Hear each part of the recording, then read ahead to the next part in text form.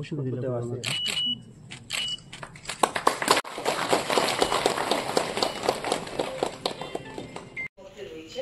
সমাজ কল্যাণ এবং সমাজ শিক্ষা দপ্তরের অধিকর্তা শ্রদ্ধেয় শ্রী তপন কুমার দাস মহোদয়, দপ্তরের কর্মীদের মধ্যে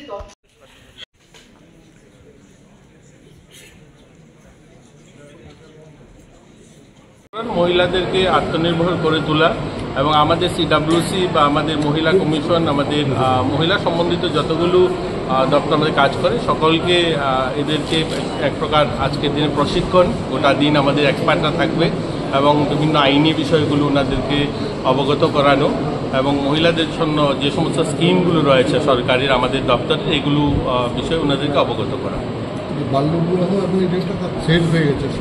এটা নিয়েও আলোচনা হবে, এর জন্যই তো এই ধরনের কর্মশালা আয়োজন করা হচ্ছে।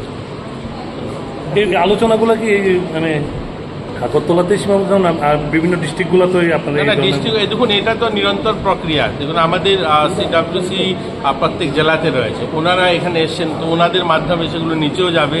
আর গোটা রাজ্যেই এটা নিয়ে অ্যাওয়ারনেস ক্যাম্পেনিং চলছে। গত পরশু দিনও আমি দক্ষিণ জেলাতে ছিলাম, এখানে জেলা শাসক এই ধরনের কার্যক্রম করেছেন। এইগুলো নিয়ে বাল্যবিবাহ নিয়ে কী করে প্রতিরোধ করা যায়, এগুলো অ্যাওয়ারনেস ক্যাম্পেনিং গোটা রাজ্যে চলছে। আর এটাকে আরও শক্তিশালী করা, আরও যেন দ্রুততার সঙ্গে করা যায়, তার জন্যই এই প্রশিক্ষণ ছিল।